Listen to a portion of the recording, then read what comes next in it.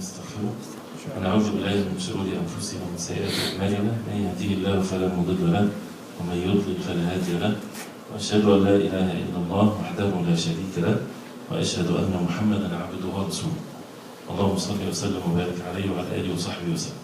We're still in the subject of Alwaselah and the means to get closer to Allah subhanahu wa ta'ala according to the Quran and the Sunnah of the Prophet ﷺ as part of the Aqeedah, since some people they deviated in this subject and they thought that they can draw themselves closer to Allah subhanahu wa ta'ala, but in a way that it's not the way of the Prophet ﷺ, might even lead the person to the worst thing ever, and that is the shirk and associating partners with Allah. After what we've heard before, the statements of Shaykh Ibn Taymiyyah rahimahullah ta'ala, when he is stating the matter and clarifying this subject, he says that the word Alwaselah or التوسل, we get to know the meaning of it, right? It's a mean for something, and something that gets a person closer to something. So we're talking about what makes the person close to Allah subhanahu wa ta'ala. These words linguistically like that came into the Quran and the Sunnah of the Prophet ﷺ, and that's what we need to follow. There's the ayah in Surah Al-Ma'idah, ayah number 35, يَا أَيُّهَا الَّذِينَ آمَنُوا اتَّقُوا اللَّهَ وَابْتَغُوا إِلَيْهِ الْوَسِيلَةَ. O you who believe, اتَّقُوا اللَّهَ, fear Allah, be dutiful to Allah, وَابْتَغُوا إِلَيْهِ الْوَسِيلَةَ. Ibtaghu means seek, to him al-wasila. So the word al-wasila is mentioned. Also Allah subhanahu wa ta'ala says in Surah Al-Isra, ayah number 56 and 57, قُلِ ادْعُوا الَّذِينَ زَعَمْتُم مِّن دُونِهِ فَلَا يَمْلِكُونَ كَشْفَ الضُّرِّ عَنكُمْ وَلَا تَحْوِيلًا أُولَٰئِكَ الَّذِينَ يَدْعُونَ يَبْتَغُونَ إِلَىٰ رَبِّهِمُ الْوَسِيلَةَ أَيُّهُمْ أَقْرَبُ وَيَرْجُونَ رَحْمَتَهُ وَيَخَافُونَ عَذَابَهُ إِنَّ عَذَابَ رَبِّكَ كَانَ مَحْذُورًا.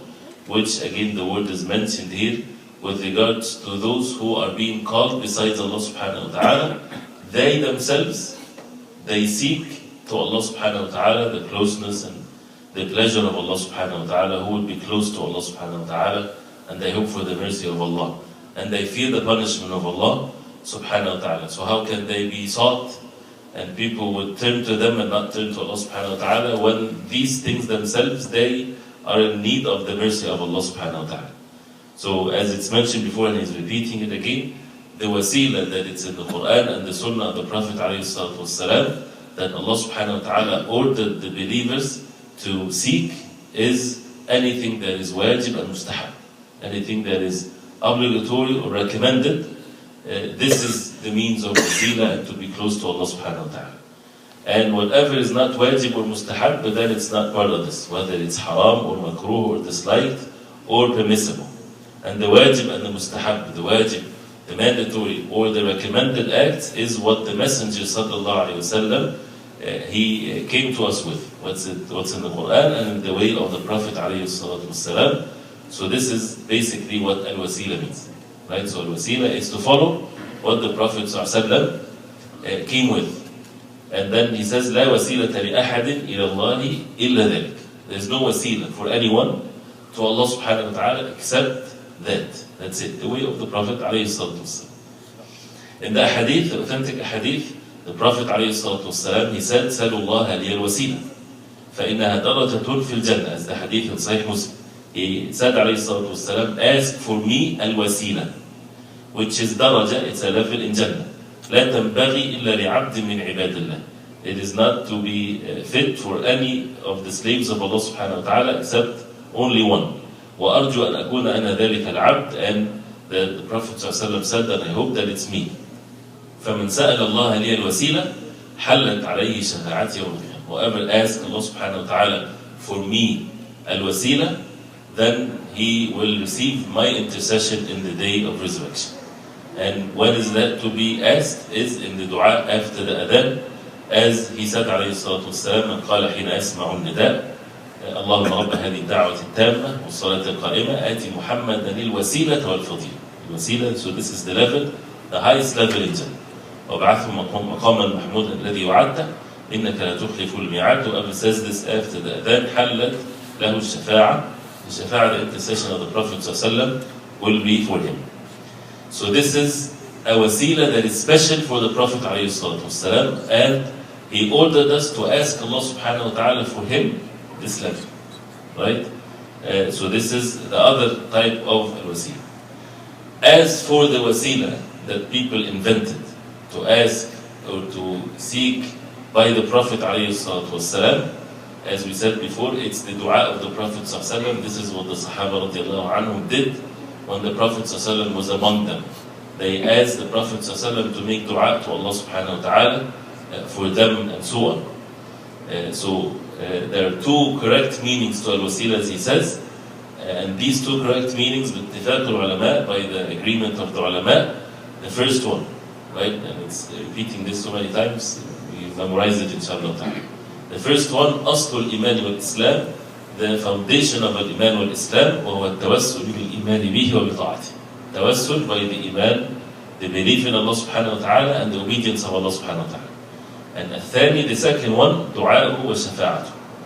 The dua and the shafa'a.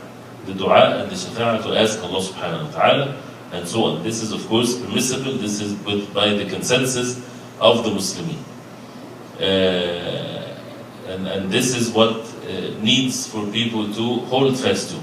And for the Prophet ﷺ to seek the tawassul by the dua of the Prophet ﷺ and his intercession during his life alayhi salatu wasalam. Now, as for what after the Prophet ﷺ, when he died, none of the Sahaba radiallahu anhum, they sought any means of closeness or wasila by the Prophet alayhi salatu wasalam, and all of that comes is either not authentic or does not mean what people think and so on. And then he says, وَهَذَا هُوَ الَّذِي قَالَ أَبُو حَنِيفَ وَأَصْحَابُهُ. This is what Imam Abu Hanifa rahimahullah and his companions, they said, إِنَّهُ لَا يَجُوزُ وَنَهُوا عَنْهُ حَيْثُ قَالُوا. And they forbade that when they said, لَا يُسْأَلْ بِمَخْلُوقٍ, that Allah subhanahu wa ta'ala is not to be asked by a makhluk, by a creation of Allah. وَلَا يَقُولُ أَحَدٍ. He said, Abu Hanifa rahimahullah, he said that no one is to say, أَسْأَلُكَ بِحَقِّ أَنْبِيَائِكَ, which is very common. He said that it's no one to say, it is not permissible for one to say, I ask you by حَقِّ أَنْبِيَائِكَ, by the right of your أنبياء. Right? He's asking Allah subhanahu wa ta'ala. Right? Which is, he's not asking the anbiya, he's asking Allah subhanahu wa ta'ala. But to ask Allah subhanahu wa ta'ala by the rights of his prophets, Imam Abu Hanifa rahimahullah, he said that this is la yajuz, this is not permissible. Right? And he mentioned the different statements of the ulama of al-madhab al-Hanafi. And one statement also, قال أبو حنيفة رحمه الله, لا ينبغي لأحد أن يدعو الله إلا به. It is not permissible for anyone to make dua to Allah subhanahu wa ta'ala except by him subhanahu wa ta'ala. And he says, وَأَكْرَهُ أَنْ يَقُولُ, and I hate for someone to say, بِمَعَاقِدِ الْعِزِّ مِنْ عَرْشِكَ أو بِحَقِّ خَلْقِكَ. That's some of the words that people say, by the knots of the honor of your throne, by the right of any of your creation. And this is the same statement of Abu Yusuf from the students of Imam Hanifa, and very famous of course, but 2/3 of the madhab is from him. And when he says akrah, means this is karah tahrim, that means it's forbidden, it's not permissible. Right? To say بحق فلان, by the right of so and so, أو بحق أنبيائك ورسلك وبحق البيت الحرام والمشعر الحرام, by the rights of the house of Allah, and so on and so forth. Right? So this is basically not permissible.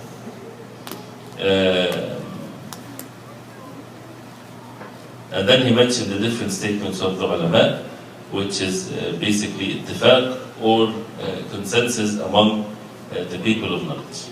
And then he says, وَالْحَلِفُ بِالْمَخْلُوقَاتِ حَرَامٌ عِنْدَ الْجُمْهُورِ, and to ask or to swear by the creation of Allah subhanahu wa ta'ala, of course, this is haram, and this is haram in the Jumhur, and this is the madhab of Imam Hanifa, and أحد القولين, one of the two statements in madhab Imam Shafi'i wa Ahmad, and it's been narrated the ijma', the consensus of the Sahaba radiallahu anhum on this. And as Abdullah ibn Umar radiallahu anhuma, he said, لأن أحلف بالله كاذبا أحب إلي من أن أحلف بغير الله صدقا. I would rather swear by Allah subhanahu wa ta'ala, or let me say it this way. He said that I would swear by Allah subhanahu wa ta'ala, lying more beloved to me than to swear by Allah subhanahu by other than Allah and be truthful. Understand? So swearing by Allah subhanahu wa ta'ala, lying, this is a major sin. This is al-yamin al-ghamus. Compare this sin, which is a major sin, by someone that would swear truthfully. He's saying the truth, but swearing by other than Allah subhanahu wa ta'ala. He said the second one is worse. Why? Because this goes into the category of shirk. The other one, the first one, is in the category of sin. And no matter how big the sin is, if it's less than the level of shirk, then it's less. And this is how they understood the levels of the deeds. And this is one of the types of knowledge that is so important for us to know. Maratib al-a'mal, the levels of the deeds, so that a person will put things in perspective. And the differences of opinions, if someone would swear by other than Allah subhanahu wa ta'ala, does the halif, or does his oath becomes valid in the sense of the consequences of it? Like if he swear by other than Allah subhanahu wa ta'ala that he will do something, does he have to do it? Or doesn't he not have to do it? Right? And the majority of the ulama, that the yamin la yan'aqid. It's false, it's not even to be counted, and no consequences to it whatsoever. Right? And those who said that it's valid, they didn't approve it, right? But they said since his intention was to achieve something, then he has to achieve it, he has to do it. But this is the weaker opinion, and Allah subhanahu wa ta'ala knows best.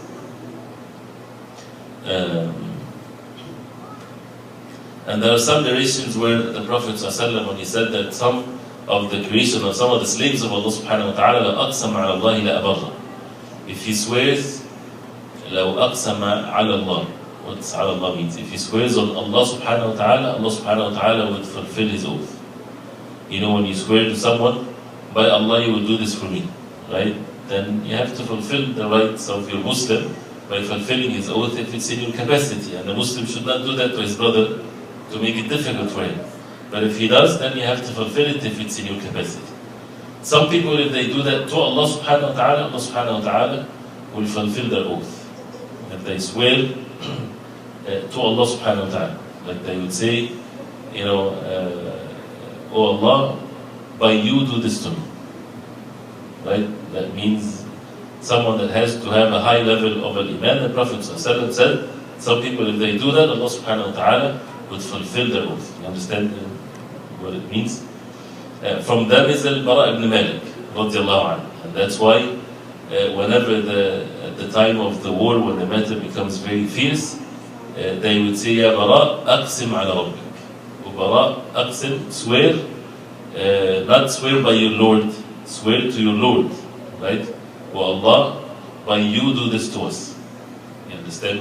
This is definitely a very high level of virtue that Allah subhanahu wa ta'ala would fulfill the oath of his slaves when they do it on him subhanahu wa ta'ala. So he would do that, and the kuffar will be defeated. And when they were in one situation, they asked him to do the same, and he said, Ya Rabb, أقسمت عليك لما منحتنا أكتافهم وجعلتني أول شهيد. Every time in the battlefield he would do that, and they defeat the disbelievers.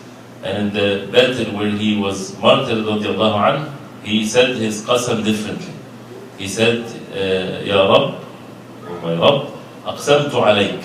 Right? What أقسمت عليك means? Am I translating it right? I swear on you. Right? I swear on you. لما منحتنا أكتافهم. That you would give us their shoulders, meaning that we defeat them. And you make me the first shaheed. So he swear to Allah subhanahu wa ta'ala that he is the first to be martyred. فأبر الله قسمه فانهزم العدو. Allah subhanahu wa ta'ala fulfilled his oath, and the enemies were defeated, and he was the first to be martyred. Radiallahu anhu. And he is the brother of Anas ibn Malik.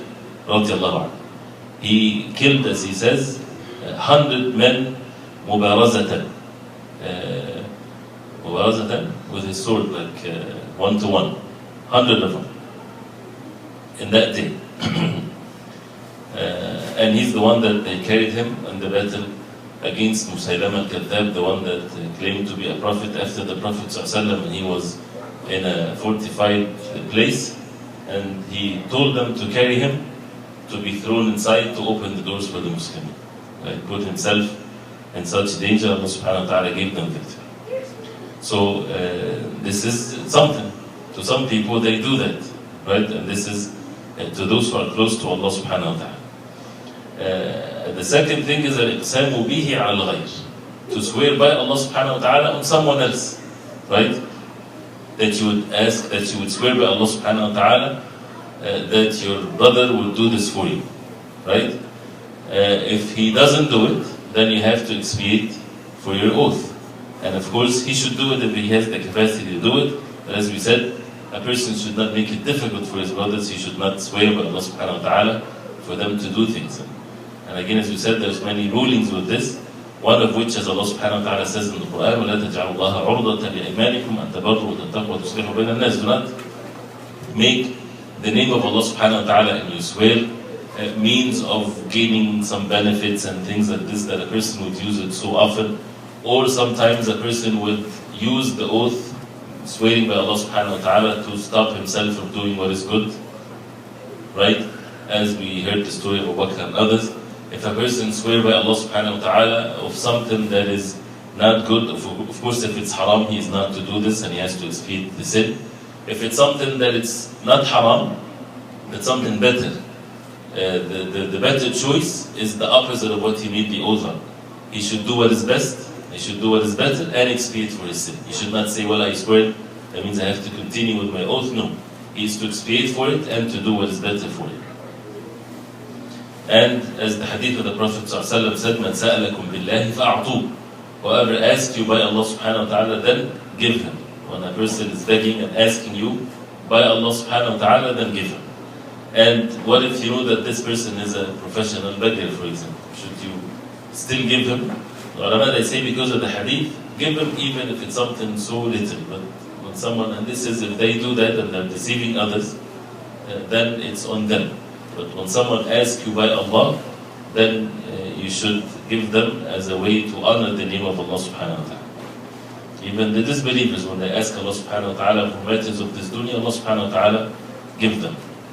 Right? And as for those, he said, those who swear on Allah subhanahu wa ta'ala, he says, فَإِنَّهُمْ أُنَاسٌ مَخْصُوصُونَ. These are special type of people. Right? And السؤال is when a person would say أسألك بأن لك الحمد أنت الله المنان بديع السماوات والأرض يا ذا الجلال والإكرام وأسألك بأنك أنت الله الأحد الصمد الذي لم يلد ولم يولد ولم يكن له كفوا أحد وأسألك بكل اسم هو لك سميت به نفسك وأنزلته في كتابك أو علمته أحدا من خلقك أو استأثرت به في علم الغيب عندك. This is to ask Allah subhanahu wa ta'ala by His names and attributes. This is not examine Allah. This, you're not swearing on Allah subhanahu wa ta'ala. No, you are seeking closeness to Allah subhanahu wa ta'ala by using His names and attributes subhanahu wa ta'ala. And Allahumma inna, for example, Allahumma innaka afuun tuhibbul afwa fa'afu anhu. You're not swearing on Allah subhanahu wa ta'ala. You are asking Allah subhanahu wa ta'ala by His names and attributes. And as he says, Imam Malik and others from Imam Hanifa and others, they disliked for the person to say Ya Sayyidi in his dua. Some people, they do that in their dua. They call Allah subhanahu wa ta'ala saying Ya Sayyidi, Ya Sayyidi wa Mawlay, right? They say that. He said قل كما قالت الأنبياء ربي ربي. Say what the Prophet said. They said Ya Rabb, Allahumma, right?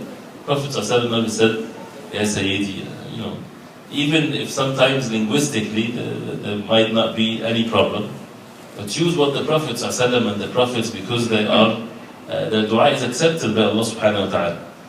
The same thing when you know, for the Prophet ﷺ, he is Sayyidul Adam, as he said alayhi salatu wasalam, he is the best of the son of Adam.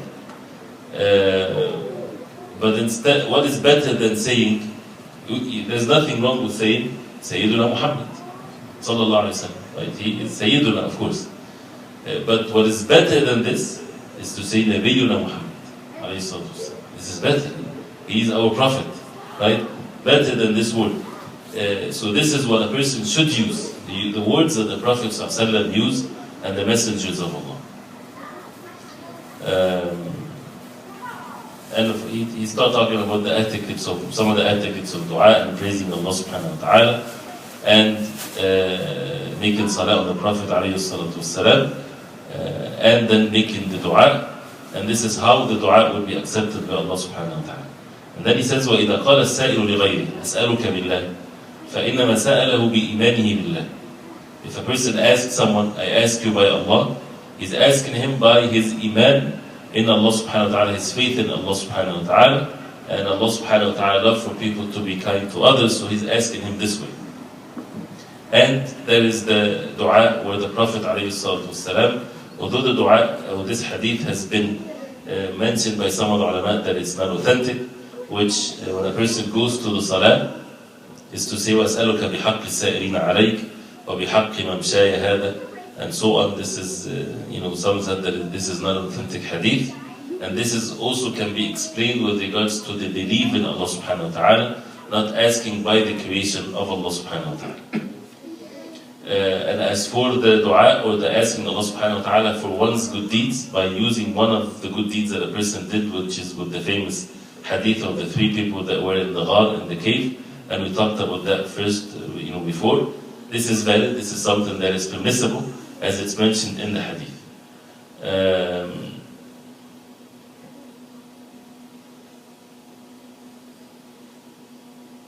No. Does the creation of Allah has a right to ask Allah subhanahu wa ta'ala by this right? Right? Like when a slave of Allah, a creation of Allah, when they're asking from Allah subhanahu wa ta'ala, they are in need of Allah subhanahu wa ta'ala. It's not that they have a right, meaning that they deserve to have their dua accepted, right? And they would question why the dua is not accepted when I have the right for, this attitude. Of course, this is an evil one. Because Allah subhanahu wa ta'ala, nobody is to ask Allah subhanahu wa ta'ala for what He do subhanahu wa ta'ala, and we are in need of Allah subhanahu wa ta'ala, as He says in one of the statements, لَوْ عَذَّبَ أَهْلَ السَّمَوَاتِ وَالْأَرْضِ مَا كَانَ ظَالِمًا لَهُ. If He punishes His creation, He's not committing injustice against them, because He's the owner of all things. But this is not the way of Allah subhanahu wa ta'ala. He created His creation to have mercy on them, and to give them the means to be obedient to Allah subhanahu wa ta'ala. So a person should not have this attitude when he's making dua to Allah subhanahu wa ta'ala, but instead he is seeking the help from Allah subhanahu wa ta'ala, asking from the most rich subhanahu wa ta'ala, and that the people are in need of Allah subhanahu wa ta'ala. There are many issues, but with regards to this, but this is, I guess, this is what makes it clear with matters of التوسل, and we talked about some of the evidences before, and how that a person should seek help from Allah subhanahu wa ta'ala with regards to his actions and what Allah subhanahu wa ta'ala made it obligatory and so on. And he talks in the same book with regards to traveling to certain masajid only, as the hadith of the Prophet sallallahu alaihi wasallam, تشد الرحال إلا لثلاثة مساجد, that the rihal, a person should not travel except for 3 masajid, the Masjid al-Haram in Mecca, and the Masjid of the Prophet sallallahu alaihi wasallam, and Masjid al-Aqsa in Jerusalem. These are the 3 masajid, only 3 masajid in the whole world, that its virtues, part of the deen, to travel for no reason but to go to that masjid. Any other masjid on the face of earth, it is not permissible to do that, unless a person is going for another reason. He's going to seek knowledge, he's going to seek knowledge. He's not going thinking that there is some virtue in that particular masjid. He's just going for the knowledge, or going to meet someone. And why this is important? Because there are many deviants, those who give some virtues to some of the spots or some of the places, like what the Shia do to some of the masajid in Iraq, for example, or some people too, where they claim that Hussein radiallahu anhu is buried, and it's amazing how they have like 4 or 5 places, and it's all says that this is the place where Hussein radiallahu anhu is there. And many things, graves of prophets, people go for tours, they go for trips, right? They travel far distances to go visit the graves of the righteous people. This is part of the good deeds that they do, right? And they seek the pleasure of Allah subhanahu wa ta'ala doing that, and they see what's wrong with that, right? The Prophet ﷺ said, لا تشد الرحال. It is not permissible to travel to any other masjid other than these 3 masajid only. And And this is something that is by the statement of the Prophet ﷺ. And then you add to this the means of shirk. If you count them, there are so many things. Whether it's the vows, whether it's the slaughtering, whether it's the talking and the dua, and all the different things that people do with the graves. He talked about that, of course, extensively, and this is all not permissible.